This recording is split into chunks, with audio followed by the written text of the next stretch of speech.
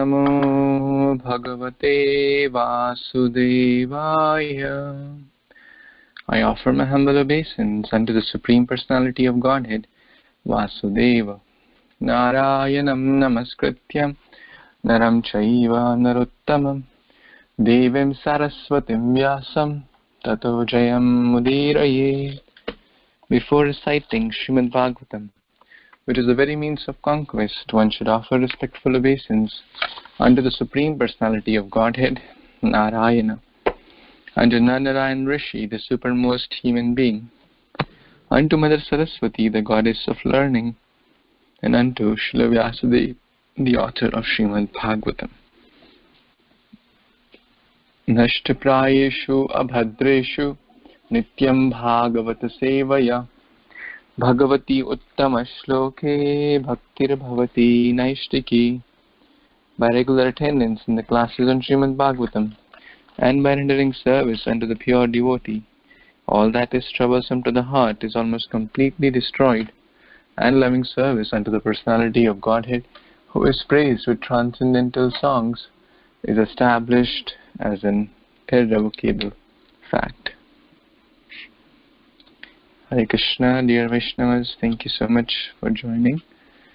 We are reading Grantaraj Srimad Bhagvatam, Canto 7, Chapter 8, Lord Narasimhadev slays the king of the demons, Hiranyakashipu. So we read till text number 43 yesterday. Lord Narasimhadev has killed Hiranyakashipu, and he is seated on his throne. And all the great personalities, the demigod, Gandharvas, Siddhas, Charanas, Lord Brahma, Shiva, etc., are present and they're offering stutis or prayers.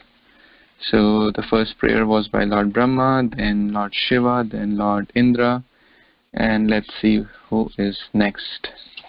Text number 44.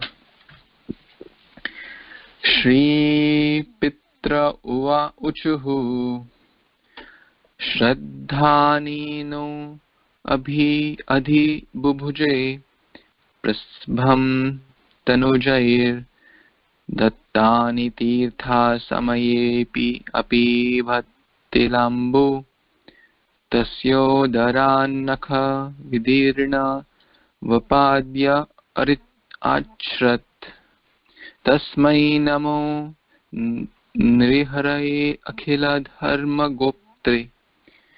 Translation and purport by His Divine Grace, A.C. Bhaktivedanta Swami Prabhupada, Srila Prabhupada Ki Jai.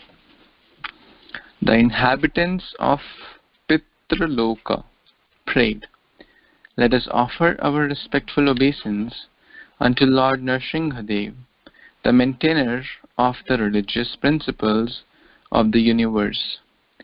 He has killed Hiranyakashipu, the demon, who by force enjoyed all the offerings of the Shraddha ceremonies performed by our sons and grandsons on the anniversaries of our death, and who drank the water with sesame seeds offered in the holy places of pilgrimage. By killing this demon, O Lord, you have taken back all this stolen property from his abdomen by piercing it with your nails. We therefore wish to offer our respectful obeisance unto you. Purport: it is the duty of all householders to offer food grains to all their departed forefathers. But during the time of Hiranyakashipu, this process was stopped. No one would offer Shraddha oblations of food grains to the forefathers with great respect.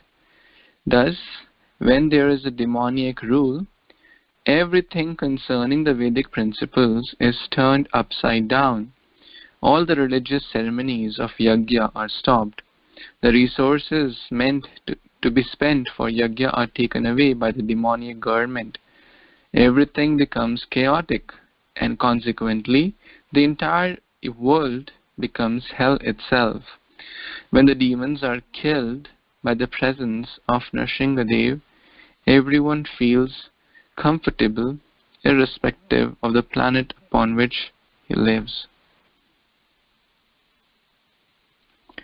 Hare Krishna. So, various personalities are offering prayers. Lord Shiva, Lord Brahma, Lord Indra, then the Rishis, and now the Pitras. So all the Pitras who are the residents of Pitrloka, Pitri also means the forefathers, are offering these prayers that, and often this question comes in the lives of, somewhere or the other this question comes, oh, should we offer Shraddha ceremony? Should we offer something to the forefathers? In India there is a Shraddha ceremony for the departed parents, grandparents, and the other generations. So the Prabhupada in the first line of the purport is clearly mentioning it is the duty of all householders to offer food grains to their departed forefathers. So very, very crystal clear Prabhupada is mentioning. It is directly from the purport. Now the devotees also perform. Lord Chaitanya also did this for his, Krishna himself did this. Lord Ram also did this. So Mahajano yena gata sapanta. So they are teaching by their example. So we should not prematurely, for one who is perfectly on that, Brahmabhuta state, pure state of transcendental love, all these rituals and other things don't really matter because they are, above all these rules and regulations.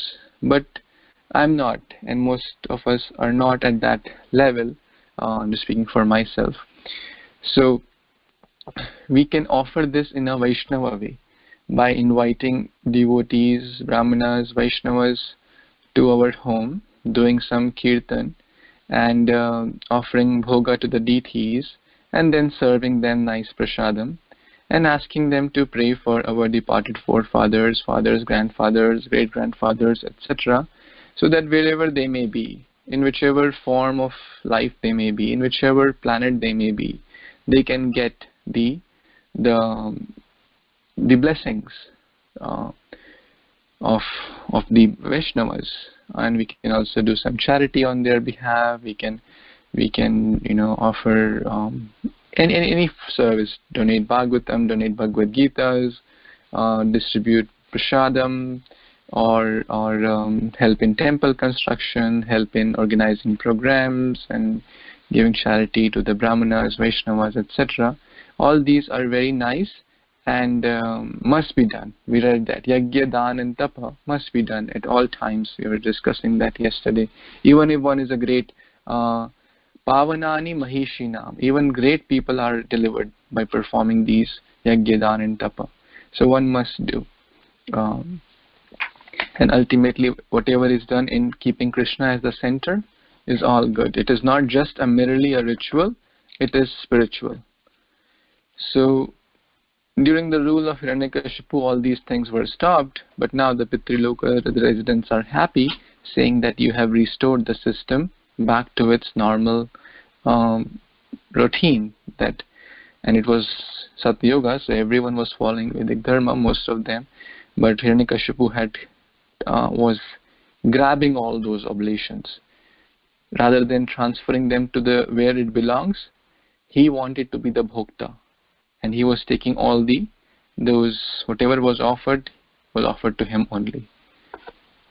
So, but now they are praying that how you have killed Hiranyakashipu by your nails, and who had taken our stolen property, and they're offering their respect to the residents of Pitrloka, and everyone is very happy and comfortable. Any other comments or questions anyone has? Hare Krishna, Bhadra. You explained nicely everything. Just one or 2 points.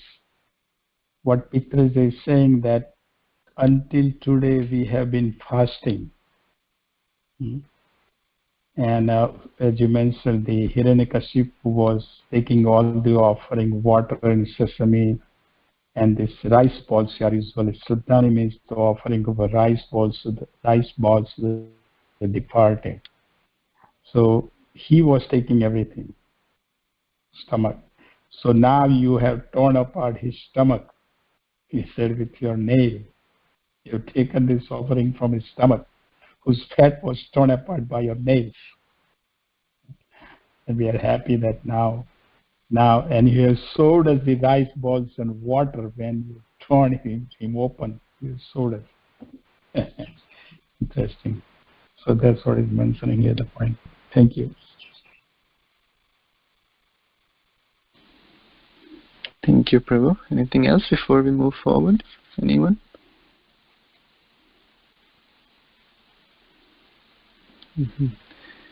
Okay. Yes, Raghunandan Prabhu, would you like to read next verse, please? Sure, Prabhu. Thank you. Text 45. Shri Siddha Uchuhu Yono Gatim Yoga Siddham Asadhur Aharshit Yoga Tapo Balena Nana Darpam Tam Nakair Vidyadhara Tasmai Tubhyam Pranatasmo Narasimha. Translation. The inhabitants of Sidhaloka prayed, O Lord Narasimhadev, because we belong to Sidhaloka, we automatically achieve perfection in all 8 kinds of mystic power. Yet, Hiranyakashipu was so dishonest that by the strength of his power and austerity, he took away our powers. Thus, he became very proud of his mystic strength. Now, because this rogue has been killed by your nails, we offer our respectful obeisances unto you. Purport. On earth, there are many yogis who can exhibit some feeble mystic power by manufacturing pieces of gold like magic. But the inhabitants of the planet Sidhaloka are actually extremely powerful in mysticism. They can fly from one planet to another without airplanes. This is called Lagima Siddhi. They can actually become very light and fly in the sky. By a severe type of austerity, however, Hiranyakashipu excelled all the inhabitants of Sidhaloka and created disturbances for them. The residents of Sidhaloka were also beaten by the powers of Hiranyakashipu. Now that Hiranyakashipu had been killed by the Lord, the inhabitants of Sidhaloka also felt relieved. So now the residents of Sidhaloka, all those exalted Siddhas, they are offering their prayers to the Supreme Lord. And they are also explaining, like the others that had explained before, that how their powers have been captured, stolen by Hiranyakashipu forcibly, and they have been deprived of their possessions, basically. So one thing that struck me, like when we were reading all these verses, how the demoniac consciousness works. It's so self-centered and selfish consciousness. It's everything for me, mine, and myself. Whatever others have, it's for me. Whatever I have, it's for me. And I will take it by force from others. So basically, it's exploitation. So that kind of consciousness was exhibited by Hiranyakashipu in a most significant way, because he was the most powerful of all demoniac people. So when we contrast this consciousness with the consciousness of demigods, they are also powerful, but they don't exploit others, which is a good thing to note, because while we are existing in this material world, it should be live and let live.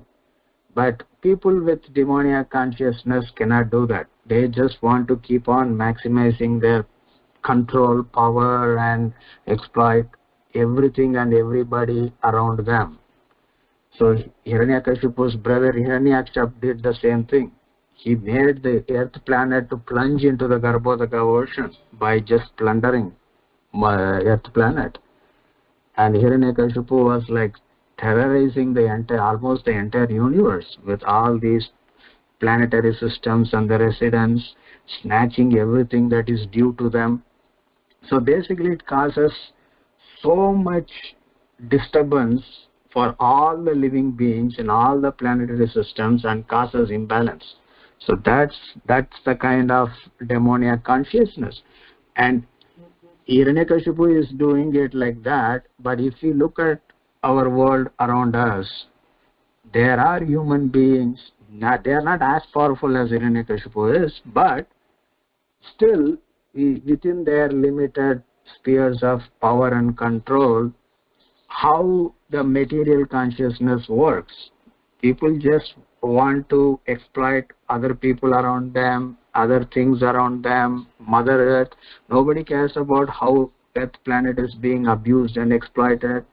So all these things are going on, which is a nice thing to reflect upon when we are discussing these prayers from all these exalted personalities.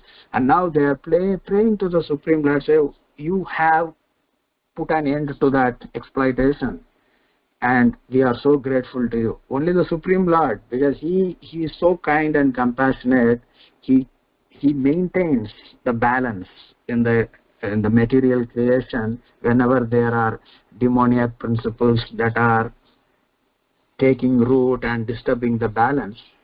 And that's why all these residents on different planets, they are feeling so grateful and for the kindness and compassion of the Supreme Lord for saving them and restoring the balance.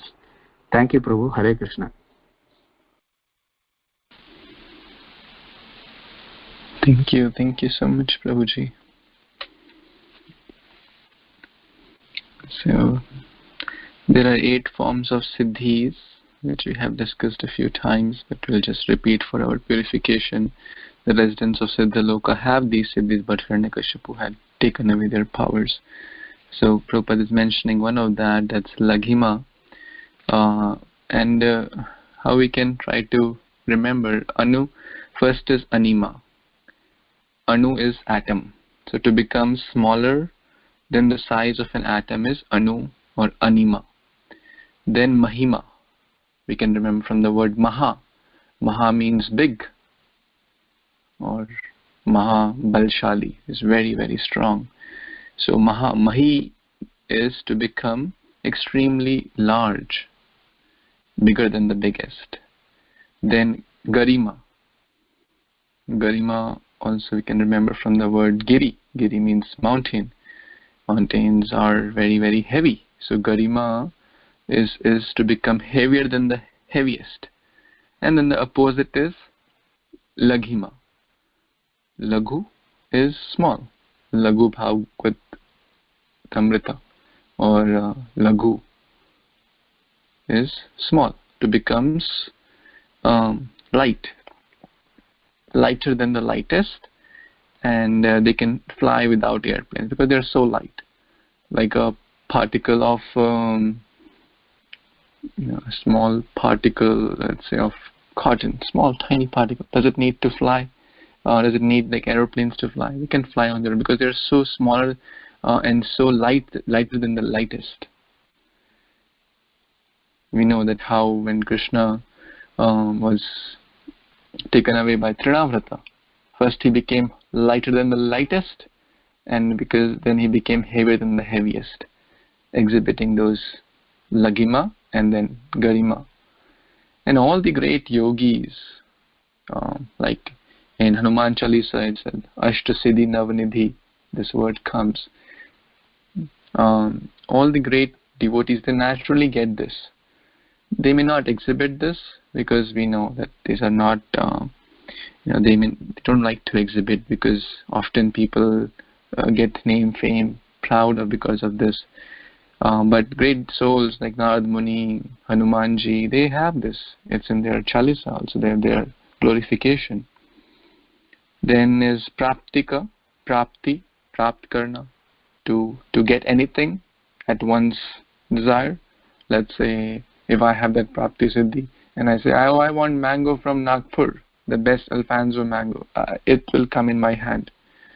I don't have that because I am a conditioned fallen soul, so it didn't come. But for those who have, it comes like that. They can get anything at their disposal. And then is prakamya, to realizing whatever one desires. Prakamya, to ability to become whatever the practitioner desires. That means if I, like how Putana took the form of a beautiful damsel. How in Mahabharata and Ramayana we have seen that even all the soldiers of Ravana party had this siddhi. And of course we know how Hanumanji also displayed that by taking multiple forms at multiple places. So to become whatever, they can change their form. Prakamya, prakat, you can remember from the word prakat. And then is ishita.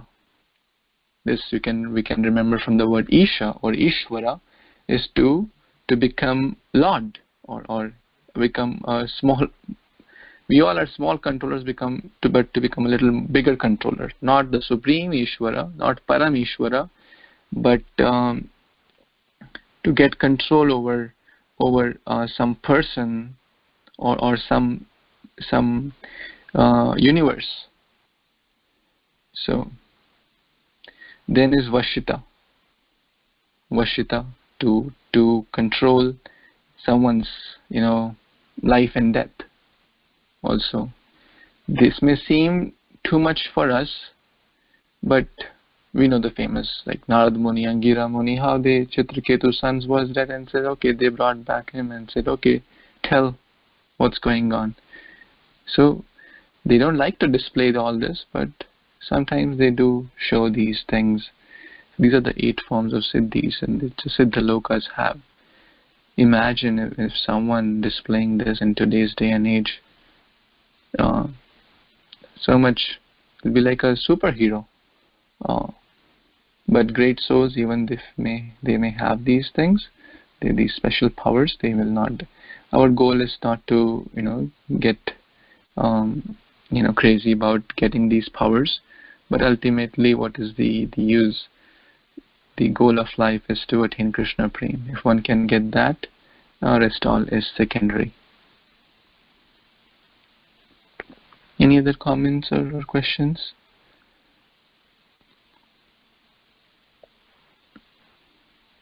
Okay. Let's read the next verse. Yes, Swati Mataji, you want to read? She's not there. Okay. Jyoti Mataji, you want to read? Sure, Prabhu, thank you. Conduct pranams to all the assembled devotees. Hare Krishna.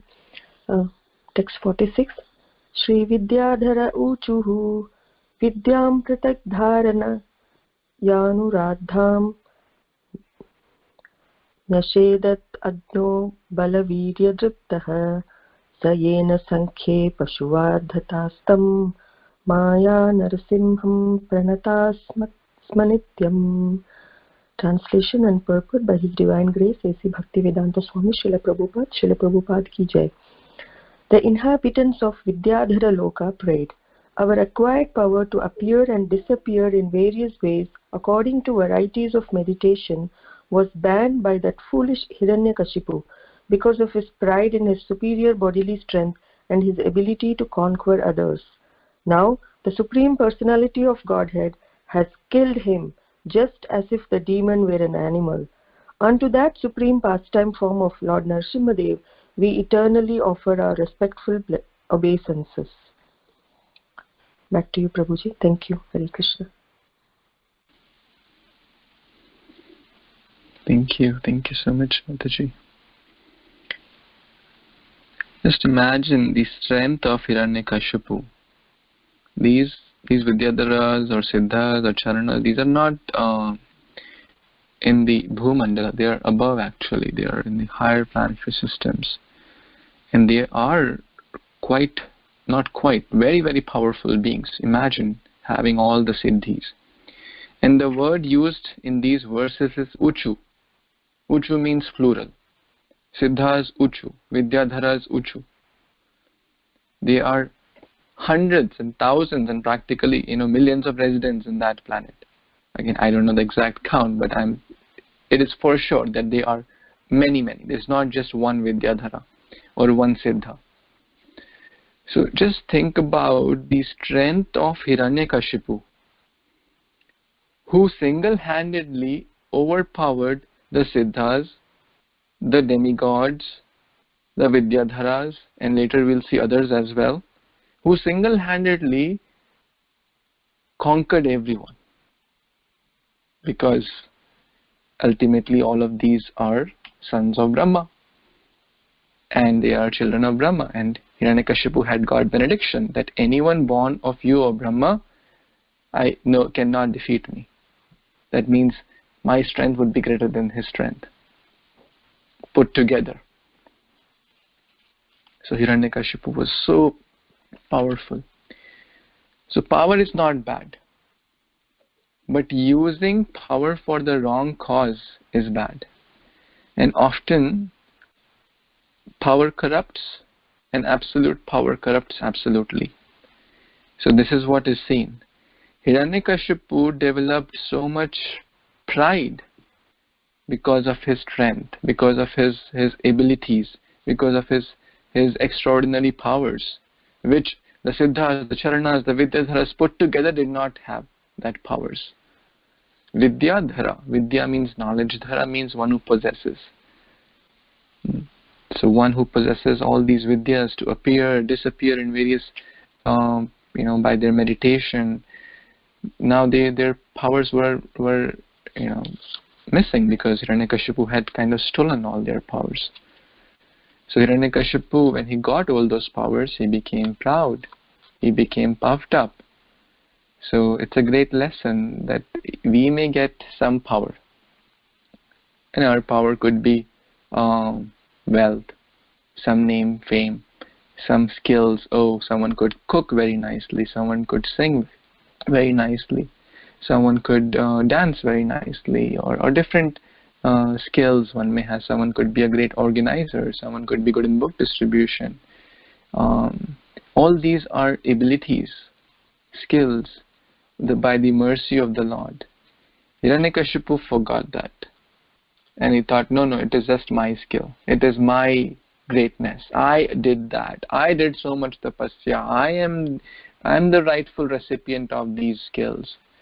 Then, ultimately, no matter how great we may be, even Hiranyakashipu, who had all this in great amount, but ultimately, what happened? He was destroyed.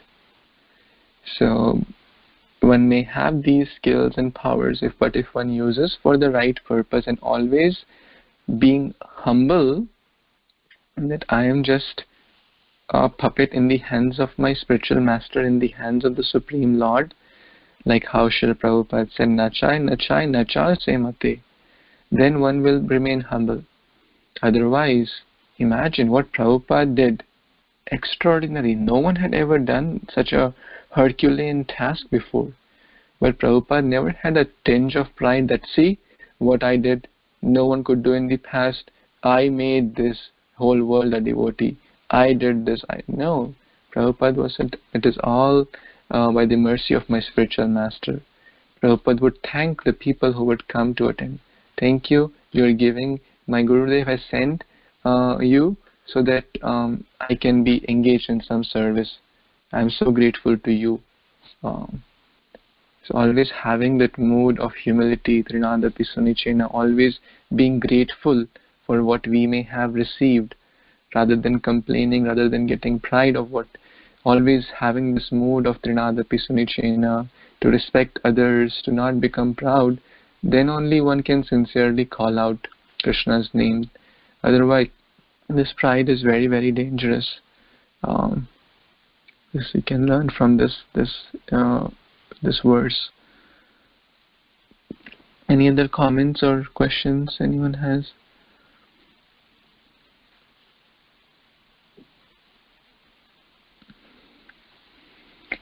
Okay, let's read the next verse. Raghu Prabhu, you want to read, please? Thank you. Hare Krishna, devotees.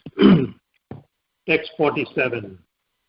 Sri Naga Chu Yena Kapena Papena Ratnani Stri Ratnani Pritani Na Tad Vaksha Patanena Sam Tat Tatananda Namostu Te. Translation and purport by His Divine Grace A.C. Bhaktivedanta Swami Prabhupada. Jai Srila Prabhupada. The inhabitants of Nagaloka said, the most sinful Hiranyakashipu took away all the jewels on our hoods and all our beautiful wives. Now, since his chest has been pierced by your nails, you are the source of all pleasure to our wives. Thus we together offer our respectful obeisances unto you. Purport. No one is peaceful if his wealth and wife are forcefully taken away. All the inhabitants of Nagaloka, which is situated below the earthly planetary system, were in great anxiety because their wealth had been stolen and their wives kidnapped by Hiranyakashipu. Now Hiranyakashipu, having been killed, their wealth and wives were returned, and their wives felt satisfied. The inhabitants of various lokas or planets offered the respectful obeisances unto the Lord because they were relieved by the death of Hiranyakashipu. Disturbances similar to those created by Hiranyakashipu are now taking place all over the world because of demoniac governments. As stated in the 12th canto of Srimad Bhagvatam, the men of the governments of Kali Yuga will be no better than rogues and plunderers. Thus the populace will be harassed on one side by scarcity of food, on another by heavy taxation by the government. In other words, the people in most parts of the world in this age are harassed by the ruling principles of Hiranyakashipu. Hare Krishna, devotees. So, the inhabitants of different planets continue to offer their respects to the Supreme Lord, Narasimhadev, and in this case, the inhabitants of Nagaloka are offering their obeisances, and the inhabitants of Nagaloka look like serpents, so their wives and everyone are bedecked with jewels on their hoods, and Hiranyakashipu had forcefully taken away all the wealth and their wives and so on. So now that the system has been restored, the universal system has been restored back to normal. Now that Hiranyakashipu has been killed, the wealth and wives are returned. So in the bottom part, last part of the purport here, although this canto and everything, Sri Prabhupada had written it during the 60s and 70s, and he was talking about the government and how the governments are rogues and plunderers, how people are harassed and how the economies and so on are balanced on the backs of the poor, and nothing has changed.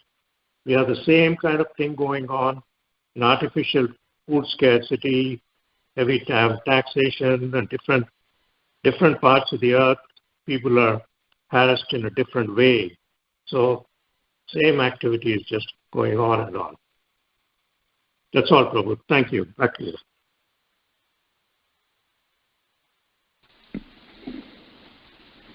Thank you, Prabhuji. So the Nagas were also troubled. Their monies, they have a special ratna on their hoods. Often, people I've seen that some video there, some snake charmers in India. They say, oh, we are giving you this special ratna. So what they will do, they would, these Nagas are special. They are not ordinary snakes actually, who have this ratna. Or, I mean, we may have seen snakes. It's not that every snake has this ratna on his hood. So what these artificial cheaters would do, they would, paste with a Fevikwik or, this adhesive on their hoods, and they will go house to house and they will try to cheat. Oh, I'm giving you that special Nagaratna for 5 lakh rupees. And people would be, wow, that is that one snake who has that Ratna out of millions of snakes, and they will just take it out, and a lot of people get cheated. So because of lack of knowledge and other factors. Anyway, that's one point that Hiranyakashipu had stolen because he had conquered everyone. We have said in Canto 5 that there are Nagalokas. Even when Bhima was poisoned, he had gone to Nagaloka. Nagapatni also, we read in Kalia's story. Nagapatni will read on Canto 10 as well again. So there is Nagalokas, and where these special serpents are there. So the point here Prabhupada is making, the Rakshak has become Bhakshak. When Sri Yudhishthira Maharaj was ruling, and then there was a person who said this multiple things he shared to Bhima. And one of the thing was that, oh Bhima, the fence is eating the crop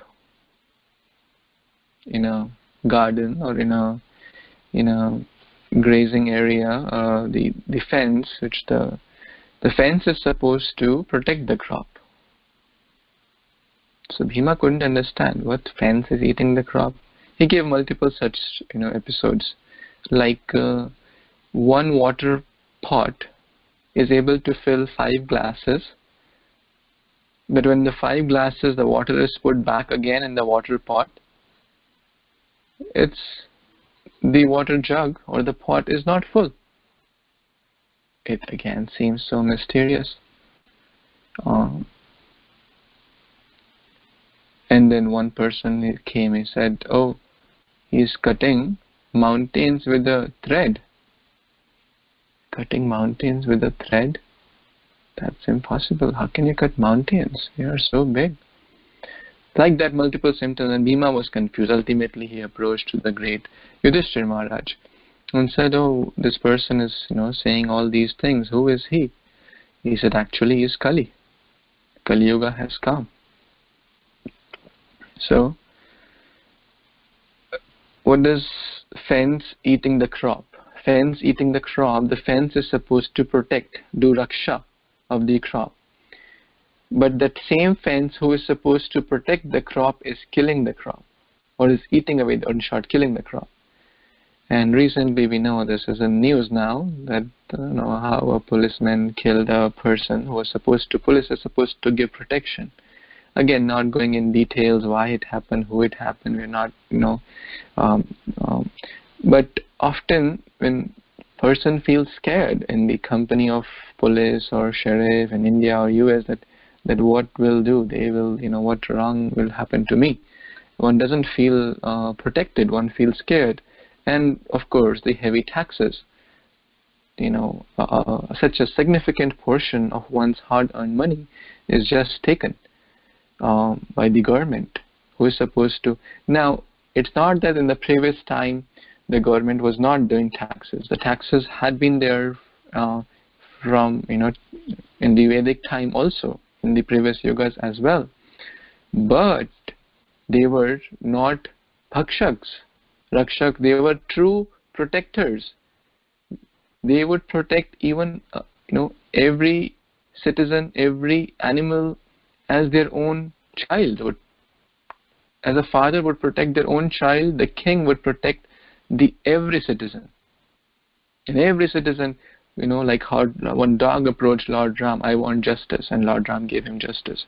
How a pigeon approached Maharaj Shibi, I want justice, and this eagle is eating me. ready to sacrifice his own life to protect ordinary dove. How Parikshit Maharaj, to protect the cow and the bull, was willing to fight. So those were taking taxes, but their whole purpose, they were very Krishna conscious and to protect as their own children and give them bhakti. And the other symptom I shared was there are multiple senses. The pot, a big jug of water can fill 5 glasses, but those 5 glasses together cannot fill the jug. So that's in today's day and age, one parent, mother, father, take care of 5 children or 10 children. Nowadays it's limited to 1 or 2 but earlier, like about 50 years back or so, there were like 5 to 10 children in every household in India at least. So they would easily take care. They would struggle, they would, but they would happily take care. But the same children through their parents, those 5 children or 10 children or whatever one, they cannot take care of the parents happily. They think parents as burden. They think parents as good for nothing. This is another symptom of Kali Yuga, and therefore the number of old age homes and family problems, because parents give guidance, they have seen the world much more, all those things are missing. Now, there were multiple such symptoms, but a good side, mountains being chopped off by a thread, that refers to Kali doshe nidhe rajanaste veka mahan guna kirtanadev krishnasya mukta sangha param vijit. Kali Yuga is an ocean of faults, mountains of faults. Giri parashan api paparashin. Mountains, we read that while we were discussing the glories of Ekadashi. By following Ekadashi, Mount Sumeru of sins can be destroyed by just following this Ekadashi. So similarly, chanting of the holy name, which is very simple process. One does not need big yagyas, big dana tapa, all these things. One doesn't need to go to the forest and stand on one leg for 1 million years.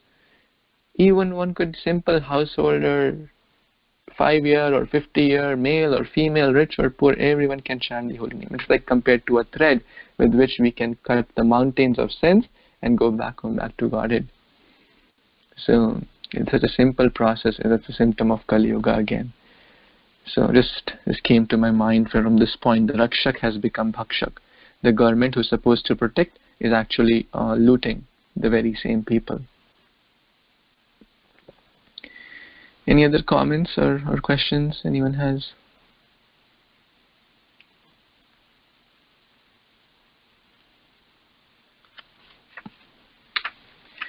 Okay, Vamsi Vilas Prabhu, you want to read, please? Yes, Prabhuji, Dandavat Pranam, everyone. Text 48. Shri Manava Uchu Manavo Vayam Tava Nidesha Karino Ditegya Deva Paribhuta Setava Bhavata Kalasa Upasam Hrita Prabho Karava Ma Kim Anusadi Kinkaran. Translation and purport by His Divine Grace A.C. Bhaktivedanta Swami Prabhupada, Srila Prabhupada Ki Jai. All the Manus offered their prayers as follows. As your order carriers, O Lord, we the Manus are the lawgivers for human society. But because of the temporary supremacy of this great demon, Hiranyakashipu, our laws for maintaining varnashrama-dharma were destroyed. O Lord, now that you have killed this great demon, we are in our normal condition. Kindly order us, your eternal servants, what to do now. Purport. In many places in Bhagavad Gita, the Supreme Lord Krishna refers to varnashrama-dharma of 4 varnas and 4 ashramas. He teaches people about this varnashrama-dharma so that all of human society can live peacefully by observing the principles for the 4 social divisions and 4 spiritual divisions, varna and ashrama, and thus make advancement in spiritual knowledge. The Manus compiled the Manu Samhita. The word Samhita means Vedic knowledge, and Manu indicates that this knowledge is given by Manu. The Manus are sometimes incarnations of the Supreme Lord and sometimes empowered living entities. Formerly, many long years ago, Lord Krishna instructed the Sun God. The Manus are generally sons of the Sun God. Therefore, while speaking to Arjuna about the importance of Bhagavad Gita, Krishna said, Imam vivasvate yogam proktavam aham avyayam vivaswan manave praha. This instruction was given to Vivaswan, the sun god, who in turn instructed his son Manu. Manu gave the law known as Manu Samhita, which is full of directions based on varna and ashrama concerning how to live as a human being. These are very scientific ways of life, but under the rule of demons like Hiranyakashipu, human society breaks all these systems of law and order and gradually becomes lower and lower. Thus, there is no peace in the world. The conclusion is that if we want real peace and order in human society, we must follow the principle laid down by Manu Samhita and confirmed by the Supreme Personality of Godhead Krishna. So this verse is giving us the situation the Manus were in, and Prabhupada is wonderfully explaining what the role of Manus are. They are empowered beings, and we have seen in the previous cantos how Brahma creates the Manu. We have read about Swayambhuva Manu already, and how they pass on the right information to be carried out by society. Because from the Manus come the Prajapatis who are actually given the service to populate the world. We have read about Daksha Prajapati. Prabhupada tells us the reference from Bhagavad Gita about how Krishna says this information that Krishna is giving Arjuna was also passed on to the sun god, and the sun god Vivaswan passed it on to Manu. From this verse it is clear that the first person Manu is like the custodian of the scriptures, and they are very thankful to Narasimhadev for restoring the right order of society, because Hiranyakashipu had stopped all the orders of varna and ashrama. And we know these divisions are created for a peaceful society. And today's society, like Prabhupada says, nothing of this is followed. And that's why there is all the conflicts and wars. Because based on a person's ability, skill, and interest, they are given a particular strata in society, and they follow so that the entire society is benefited. We know the 4 varnas that are the Brahmana, Kshatriya, Vaishya, Shudra, and the 4 ashramas are Brahmacharya, Grahastha, Vanaprastha, and Sannyasa. And today none of this is being followed. Thank you, Prabhuji. Please, if you'd like to add or correct.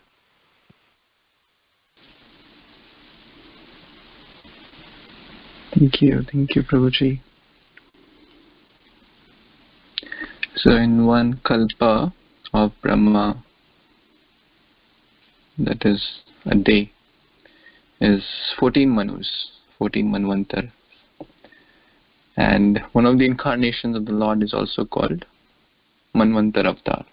So in every manu's time period, that is 1/14th of Brahma's day, Manvantar Avatar appears. That is different from other avatars. And all these manus also have a name. So right now the 7th manu is going on. So Brahma's kind of half day is over. And right now the 7th is going on, and his name is Vaivasvat Manu. Vaivasvat Manu, the son of Vivaswan. So, because Vivaswan gave this knowledge to his son, whose name is Vaivasvat. And in each Manu, there are about 71, 72 Chaturyugas. The Chaturyuga is a cycle of Satyug, Treta, Dwapar, and Kali. And so there are 71, 72 cycles also referred to as Mahayuga in Vaivasvat Manu itself. And out of that, the 27th one is going on. And actually, we are so blessed and fortunate that only once in one day of Brahma, that means 1,000 Chaturyugas, Krishna comes, and that was just 5,000 years back. And Lord Chaitanya Mahaprabhu also comes only once. That is just 500 years back. So in one way, compared to trillions of years, it just happened like seconds away. So that's Manus. All the Manus are speaking this. And they all have a name, like Chakshush Manu and Swarochana Manu and Swayambhu Manu, the first one, etc. Okay. Any other comments or questions? Manu is the Manushya. We call Manushya. This is from the Manu. Came from Manu, it came Manushya. Thank you. Thank you, Prabhu. And yes, the English word also mankind is actually coming from there itself, Manava, which also shows that we were, this theory of Darwin that came from apes or monkeys, it's false. It's clearly the word man is coming from Manu. And we have studied how Swayambhu Manu didn't look like a monkey. His daughter, his sons, everything is mentioned. Dhruva Maharaj and Bhattanpad, etc., his grandchildren, etc., Lord Brahma, they didn't look, they're from the pictures, the description, everything is there. It doesn't say that they are like monkeys, or so it's not, and this is like we're talking about millions of years back, not just few thousands of years. So even millions of years back, Manu was there, mankind was there, and all the species were also there. The birds were there, the whales were there, the water animals were there, the land animals were there, the aerial animals were there. It's not that one became the other and another, transformed to man. All this is not accepted as per Shastras. Okay, one last verse for today. Would someone like to read? Was not read.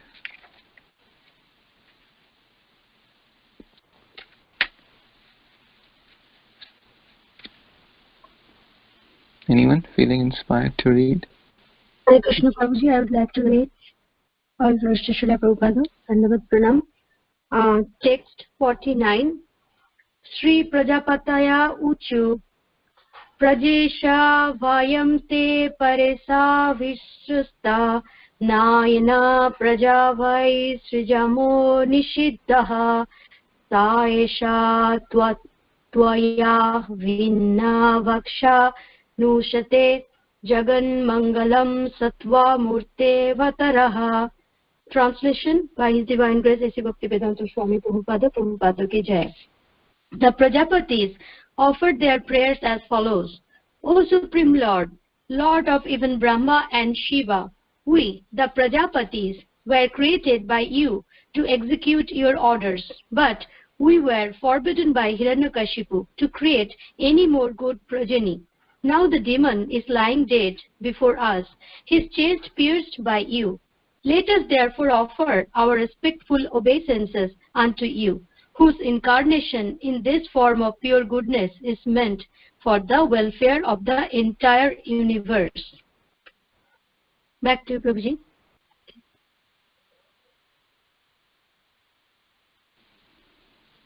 Thank you, Mataji. So, the Prajapatayaha Uchu, they are also plural. And their main service is to create good progeny. So basically, if we observe the common theme in the last few verses, that all of these have a special purpose. The Siddhas have a purpose, the Nagas have a purpose, the Charanas have a purpose, Manus have a purpose, the Rishis have a purpose, and the Prajapatis have a purpose. But the demoniac mindset wants to prove that I am better than you, so I will not allow you to do things your way. I will force you to follow my code, my way. So they were not allowed to execute their service. And what was their service? To create good progeny. Hiranyakashipu had forbidden them. But now he is dead. They can execute their service. So therefore, Lord, who is in pure goodness, that's also the adjective used multiple times, that he is not conditioned by any of the modes, he is in sattva. Jagan Mangalam Sattva Murti. So, creating auspiciousness, Jagat Mangalam. And he is transcendental, pure goodness, Avatara. So anytime he descends, although in the lion form, although in the boar form or tortoise form, he is always transcendental. He is not an ordinary lion or an ordinary human. So I like the lesson that demoniac mindset wants to prove that I am better and wants to hamper other services. But a devotee mindset is to live in cooperation. Because if we may have power, and everyone has little power based on, but to misutilize one's power and to not let others flourish is a demoniac quality. And Prabhupada, always fanned the spark. Prabhupada always saw good in others, whatever talents and skills they had, rather than kind of curbing their creativity or their skills or discouraging them. Even though they didn't have a lot of Brahmanical knowledge or skill, but Prabhupada always fanned, even slightest good he saw, he fanned the spark. And that's the quality of a great person, a great devotee. A great devotee brings out the best in others. And a demoniac person like Hiranyakashipu brings out the worst in others. Even though, rather than trying to live with harmony and trying to utilize others' talents and skills in a good way, he completely ignored and forbade them for doing their good things. No, you are good for nothing. You can't do what you want to do. You have to do what I want you to do. That's Hiranyakashipu mentality. Prabhupada never did that. Prabhupada channelized, Prabhupada encouraged, Prabhupada guided them as a mentor, as their guru, and so many wonderful things his disciples did. Unbelievable. The kind of painting, the kind of activities, the kind of preaching, the kind of programs, Rath Yatra, deities, so much in distribution of prasad, distribution of books, so much. Because Prabhupada brought the best in others. Hiranyakashipu like person brings the worst in others. So I feel it's a great kind of thing which we can practice. Am I bringing good in others? Am I trying to encourage them to bring the best in others, whether it is my family, my friends, my devotee circle, my children, my wife, my husband, or am I doing things which is nourishing their bad side or bringing the worst out of them? We all have this choice. So, any other comments or questions?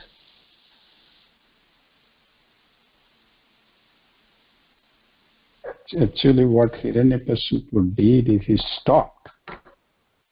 He stopped them to do anything because he was doing everything.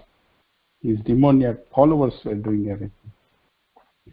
So that's why all this other coming up and saying, just like knowledge, that everything what Vidyadhara said and others said, that he stopped us. Same as Prajapatis, he stopped us for having the good progeny. So that's what he did. And that's what happens sometimes, that people who overpower, they stop other people to do anything, not allow others to do the thing. They just that's what happens sometimes, and it has happened in the spiritual organization sometimes. But you made a very good points about the Srila Prabhupada, how the cooperation was the most important, and fan. The Prabhupada fan little spark, something, he saw a little bit bhakti in someone, and he fan it to make it fire, and then he allowed them to go distribute, go preach, go out to this, open the center. That's what he did. So that's what it. Another point, Raghunandan had made a good point about, and you talk all about the Kali Yuga symptoms. It is described very nicely. So the point is that the small Hiranyakashipu and Hiranyaksha are sitting within my heart, and they are. I'm small Hiranyakashipu and Hiranyaksha is there. What is the solution? You already mentioned the solution. We cannot kill, but by the holy name, by chanting ourselves holy name, and the sharing with others of these benefits of the holy name. That's the solution in Kali Yuga.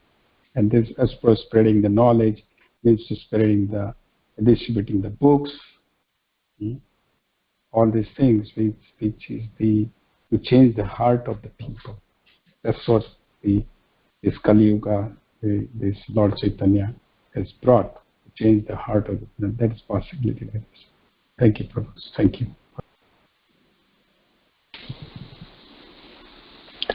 Thank you so much, Prabhuji.